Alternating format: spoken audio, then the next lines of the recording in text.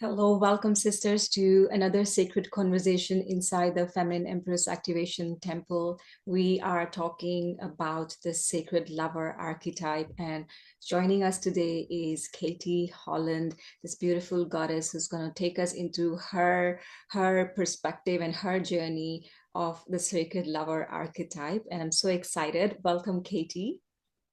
Thank you so much for inviting me. I'm really excited to be here. Yeah, and sisters, before we begin, I want to share a little bit about Katie's work. She is the creator of Awakened Bellydance, and she is also a highly sought after professional dancer across the world and with specific interest in the dance for healing and spiritual development. And she combines it perfectly with her own personal experience as an inner dance facilitator, Reiki master, yoga teacher, and energy worker. And I absolutely adore Katie's work because I feel like the work itself is so much rooted in integrity, which is so important for us women.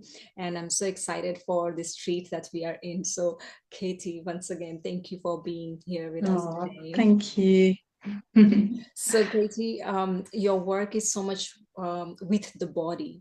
And this is such an essential part of the sacred lover archetype. What does it look like for you? What do you mean?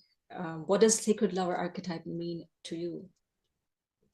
Yeah, I had to think a lot about this the last days, and I guess for me, I'm always looking for where's the freedom and where's the truth and the root of things.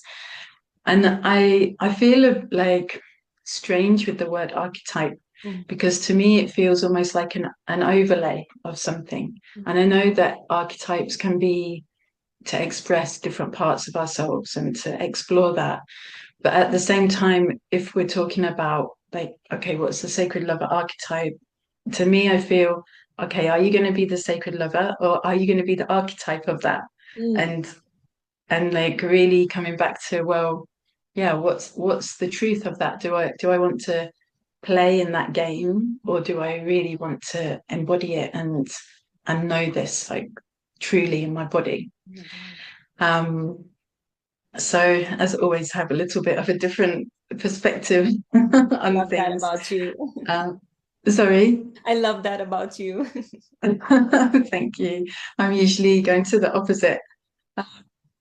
And yeah, I guess it for me it's about not playing these kind of illusions that Disney often brings to us about love and relationships and the possibility of the connection with ourselves. In the world, we're not really taught about how to be a lover for one, like how to really be in this ecstatic state, and that's so natural for us if we can allow it. It's more yeah, it feels like there's kind of these illusions and fantasies that are so overlaid with this. So yeah, what's the truth in that? Yeah, and many of the times we notice that it all leads to the narrative of this strong disconnection from our own bodies, and a lot of things that we see outside is about putting it out there. Whereas for me, the sacred lover archetype has been more about like, hey, what is it inside of me that I can give to myself? And I know that you also work a lot with women to help them come back to their bodies, come back home to the Mm. truth of their bodies. So, what has been your experience? How did you begin this body of work? And I know about your backstory, but we would love to know again. Okay. I'll have to give you some highlights in a Yeah. nutshell. Um, I guess a big part was because I was studying dance from when I was three. So for me, being happy equaled dancing, and it was a really good way to create discipline for myself and to understand how my body works. So this was something that I didn't realize not everybody was doing from being a child because it was so inherent in me. And I've had various kind of awakenings, you might call it, or like Kundalini type explosions. And the first one that I remember was as a really small baby. I keep kind of tracking further and further back. And then when I was 7, and then when I was 27, and then several times since then as well in the last like what is it, 17 years or something. So each of these I guess were like a very definite push for me to knock me off of the path that I was on, and to bring me to to a different possibility of what I could do. And this all was involving dance because I've always been passionate about learning sacred dance and cultural dances and the sort of ritualistic and religious elements that they hold, and especially growing up in England, how much of that has been lost. Um, as soon as we went to press record, I got this tickle in my throat. um, so I've been on a lifelong journey, really, of I've been really lucky to live in different countries where I've been able to study the dances with teachers from those countries or with gurus from the countries. So I've had a first-hand experience, and also in the way that it's taught and the kind of initiations that you have to go through to be able to study. And then through all of this on my personal healing path, I gradually created what has become Awaken Bellydance. And when I was 27, it was very clear that I had to do something with belly dance that I was already doing as a performer, as a kind of regular belly dance teacher. But somehow there was a separation in me between my sort of energy, holistic work side and then the dance side, and especially with performing. And I was living in India, and as you know, I was in all the kind of show busy stuff, and I couldn't understand how to bring this together. And I got a very clear message that you have to bring it together because all of it is you. You can't ignore this bit and play in this. There has to be a total amalgamation of everything. And so so I got to it, and and Awaken Belly Dance was born. Mm. Mm. So I'm curious to find out. A lot of women come to you, and what are some of the challenges they bring to you as they come to experience your work? Um, I think the biggest one is a fear of their own power. Mm. This is so huge for men as well, well for everybody, and of course because it's many years. I've been working with men and women from all over the world, so I've seen these same kinds of patterns show up all over the place. So it seems to be things that are really inherent in the collective and in the consciousness. And so yeah, this fear of our own power and what will people think of that, or who does it mean I am, and then the triggers that come as people are stepping more into their power, triggers that are coming from soul contracts that have been made in other lifetimes, that where they've agreed to disconnect from their power, or never to be involved in that particular kind of thing again. Mhm. So yeah, this is the main one. And then also I have many people who have been sexually abused as children, and then a sort of other lesser known niche, I guess you could say, about satanic ritual abuse and cults as well.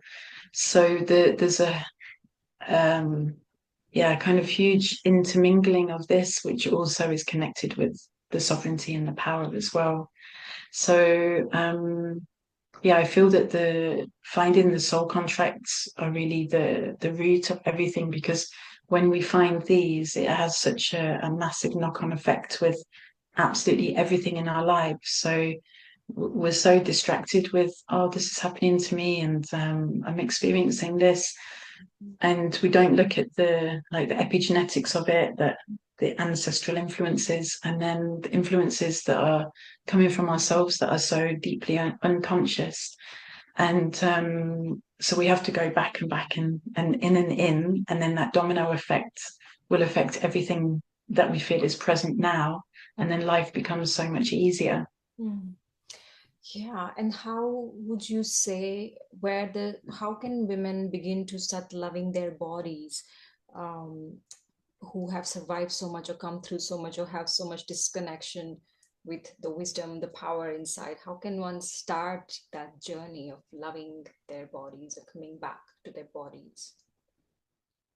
Yeah, I think keeping things really simple and really safe and grounded, and it doesn't have to be complicated. Like what can you do on a daily basis for yourself? Like you're having a shower, and instead of scrubbing like this, like you can do it really gently like this and feel your body. Like, okay, how does my body feel today? And what's the shape of her? And how what parts of me might feel a bit frozen, or what parts of me feel alive. And this is something we can do every single day. And also communicating with our body. So again, very simple. It doesn't have to be a very complicated, like just, hey, hi, good morning, body. How are you feeling? Like, what would you like for breakfast? What color clothes would make you feel alive today? Mm. And and just being really kind and nurturing to ourselves. And yeah, the I think although of course people often need to do some kind of like therapeutic work to kind of heal themselves from this.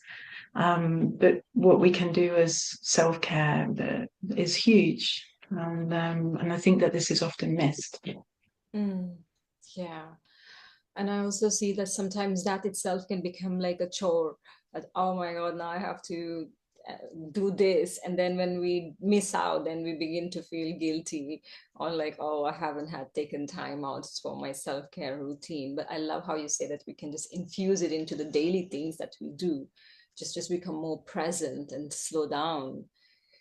So, um, Yeah, and even walking, like often I walk past a tree or a bush or something or flowers, and I stop and smell them, or I run my hand through the leaves of the bush, and just for that moment, you don't even have to stop. You can just slow down and touch and like, oh, okay, this is how it feels to connect to this bush right now, and all these things help you to connect with your body more and feel the physicality.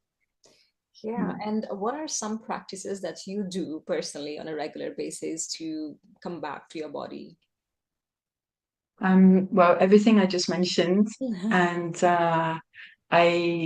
of course, I'm dancing all the time. So whether this is teaching from a technique, choreography perspective, or from the therapy side, and I have kind of a protocol, if you like, that I do every day. I sort of ground myself, I clear my energy, I really take time to be here in this world, so that there's no part of me that's escaping.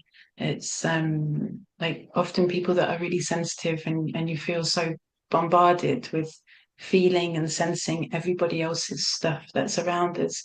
And I find for myself that I need to take maybe 30 minutes every morning to just sit or lie down and, okay, what's happening today? Like, where am I? And yeah, where are my emotions at? And are they my emotions? And how did my dreams affect the way that I feel right now? Um, and yeah, and I'm not really into having fixed schedules apart from that one thing in the morning. So I really just go with what I feel throughout any day. So this could be free dancing while I'm cooking, or it could be doing some practice of a particular dance style. So Mm. yeah, I That's so beautiful. And I know your life is full, that you travel a lot and you're in different places and you do so many things. And then how do you find this fine balance between being in the feminine and then doing all the worldly things, and also being present in your body, because it can get overwhelming. I know this is one of the questions I get a lot from women, is like, how can I just be in my body when there's so much thrown at me, so many stimuli. Yeah, I feel that's why this daily practice of the grounding is so important. It sounds strange maybe for some people, and yeah, like you say, it can become a chore. But if you are telling yourself that actually this is one of the ways that I can feel the safest in this world by doing this, and the most have the most awareness, and yeah, and be yeah, just really be here, not dissociating, not trying to escape. And yeah, and I guess in a way, like with your question, I'm lucky because I've been doing all of this really for my whole life. And I trained in holistic therapies when I was 18, and then I started teaching belly dance when I was 19. So I sort of, I guess there was a gradual thing for me that I got better at over the years, Mm. because especially anyone who's self-employed, and if you've got kids, and like through my 20s, my children were small, so I had a lot of juggling to do, and I was a single parent at points as well.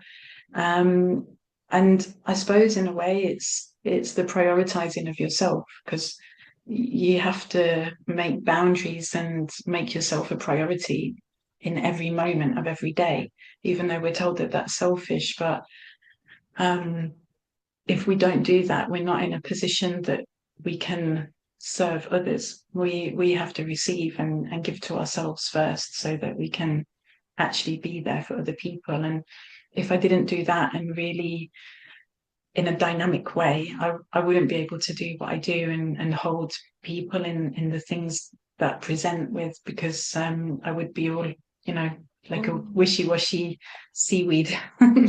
So yeah, so giving that grounding, it's almost like a masculine, like you've got that really strong anchor. And when you have that anchor in place, you can fly anywhere that you want, and you know that you always come back to your center. Um, so yeah, there's definitely been a learning for me though, in taking time off and giving myself space, and yeah, giving myself a chance to recover as well. So between trainings and things, and I had a sort of accidental pattern where things would seem to just link up and link up and link up, and suddenly 5 months had gone by, and I was like, I haven't had a day off. And this was a very big learning for me through my life, in really taking time for myself. Mm. Thank you for that reminder for all of us. I think we need more and more of these reminders. Like, we need to take time for ourselves. You have a Mm. practice for us, Katie. Would you like to share what it is and take us through it? Yeah, I when I was musing over this and the question, I kept coming back to Sufi whirling, and Mm. because this is so much about the connection and the opening of the heart, and I feel that to truly embody our sacred lover, of course, it has to come from the heart, and from the heart we can connect above and below, and below and above, and through that really discover what is love, what is the divinity within ourselves, and how can we come back to that, and keep coming back to that in every moment, no matter what we're doing, and what we're experiencing. So yeah, whirling seemed to really jump out at me. Mm. And what I would say for anybody who's watching now is, if you can clear a space so that you've got room with your arms out, and also kind of a body length on the floor as well, in case you need to lie down. So, and just if you've got chandeliers or anything, just be careful. And I'm going to talk you through it. So first of all, bring your hands to your heart. It's really bright here. I look a bit like I'm naked, but I am wearing clothes. You're looking like this luminous goddess. Maybe it's the the lover, Yeah. the Ooh. shining lover is coming through. Okay, so hands on your heart and feet hip width apart. Soften your knees and breathe through your mouth.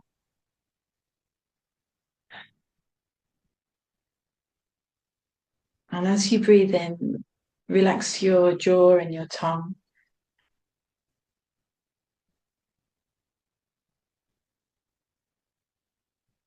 And breathe deeply and fully into your heart space. So feel your breath to the front, to the back, to the sides, and into your heart, into your belly, into your feet.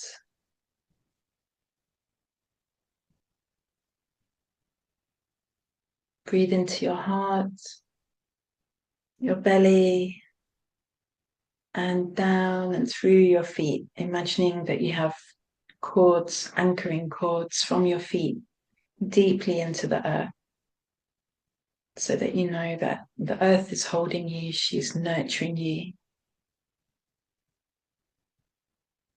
And especially with this beautiful practice, it's important to remember that we're held and the earth is totally supporting us.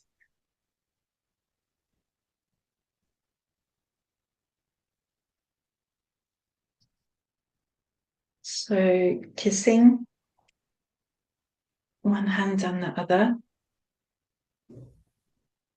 and then opening your eyes, bring your hands down so that they can draw up and out. And as they come out, just notice, am I drawn to one hand or the other hand? And very gently take your head to either direction and see which hand is calling you. When you decide, bring this hand up so you can look into the palm of your hand, and your other hand is coming down, connecting to the earth. So if you're looking into your left hand, your left foot is the anchor. If it's your right hand, your right foot is the anchor. And your other foot is going to be turning you. So taking a deep breath in, as you breathe out, very slowly turning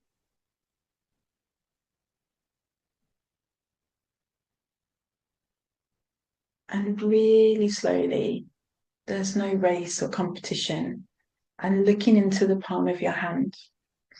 Keep your fingers together so that you hold the energy and not open like this. So together, and your whole presence in the palm of your hand. Breathing.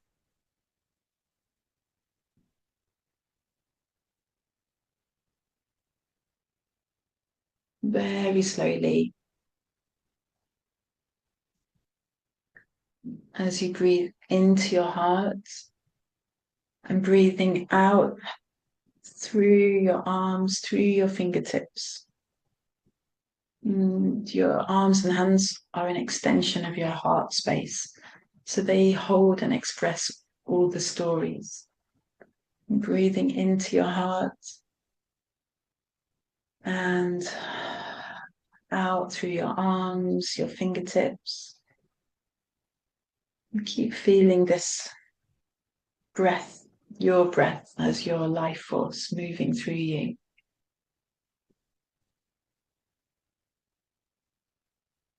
If you feel a bit wobbly or a bit dizzy, slow down even more. This is about listening to your body and the pulse, the natural rhythm that you're following.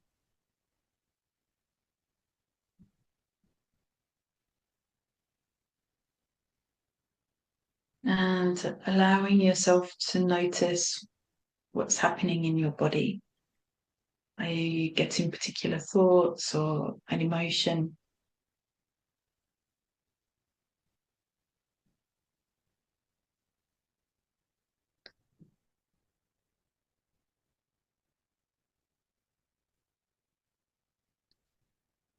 And maybe the thought or emotional memory is something that you haven't been wanting to look at. So imagine it like a TV screen. It's just coming in and moving out. And you're noticing it, but you don't need to engage with it.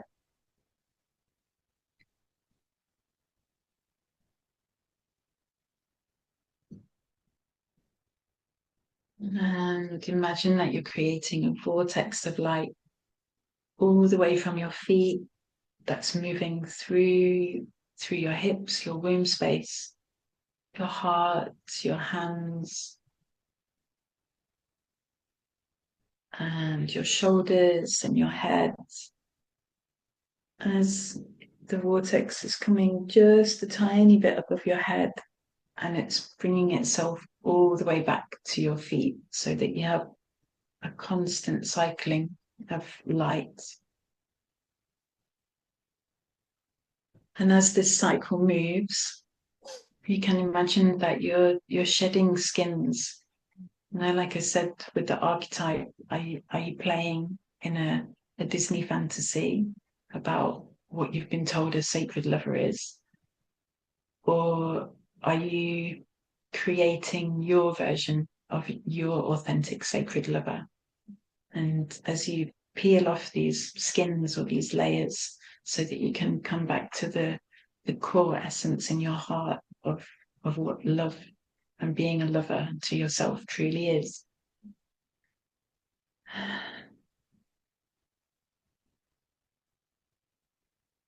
Shedding all the distractions, all the conditioning and the expectations.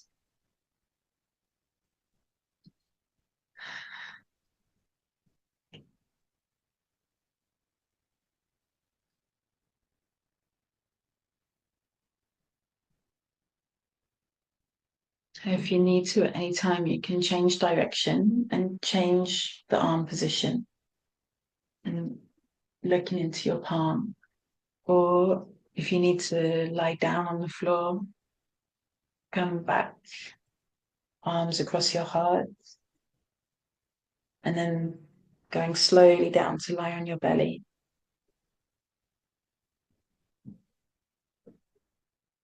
So you can gradually come back to stillness if you haven't already.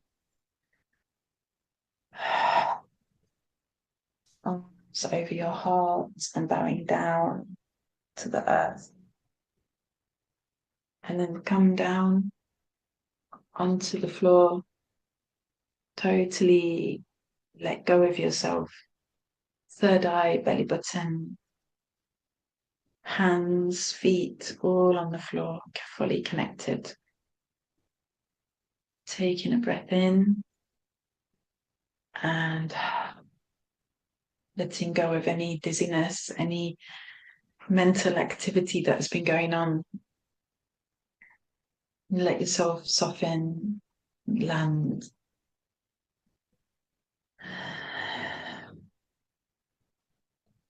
And there's something about the word sacred as well that I often notice in social media, I guess because of autocorrect, that often people are meaning to write some sacred lover or sacred dance or sacred whatever, but autocorrect spells it as scared. Mm. And I thought this is really interesting with, okay, so who is the scared lover within us that is afraid of the sacredness that we can have access to if we allow ourselves, and it's all within each of us. We don't need to look outside for this.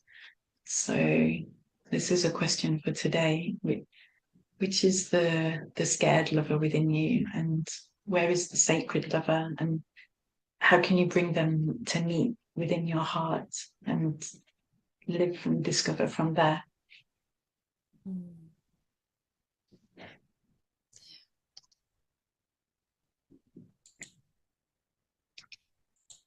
And if you're still lying on the floor, you can just very, very slowly sit up, have a look around the room, give your body a squeeze, make sure that you're here, everything looks clear, palms on the floor, take a breath.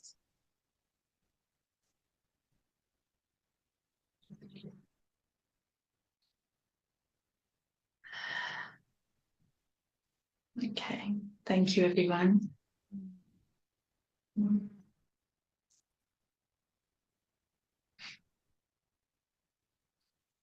Thank you for this practice, Katie. Thank you.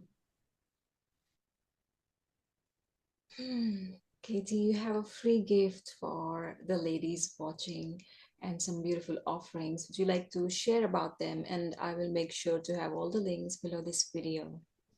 Yeah, thank you. I have a website that's dedicated to my online classes and courses that I've taught. So some have been pre-recorded and some are recordings from when I've taught live. And there's a huge array of things that you can explore there. There's a monthly bundle which has got lots of sort of different things included, so you can have tastes of all different elements.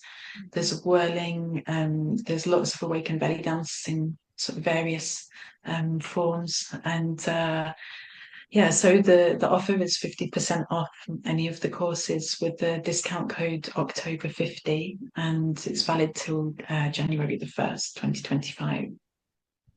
Yeah, and yeah, there's some really great stuff from over the last, I guess, 5 years in there. Yeah, so there are so many activations and guided journeys and practices that you can find there. Yes, so please, ladies, make sure that you go in, and I will be putting the links just below. Follow Katie's beautiful work. Thank you so much for your time and presence and sharing your energy with us, Katie, today. I know you have been so busy amongst your travel, and we could still do this. I'm so grateful. Thank you so Thank much. you. Yeah, I'm glad we could squeeze in together. And I was really happy when you contacted me. So thank you. Yes. And one final question I want to ask you, and I'm asking all the temple teachers, is that how does being an empress look like for Katie on a regular, everyday, busy, chaotic, messy life? um, I guess in a way I've kind of answered already in the Yeah. other questions. I guess it's like a total devotion to myself.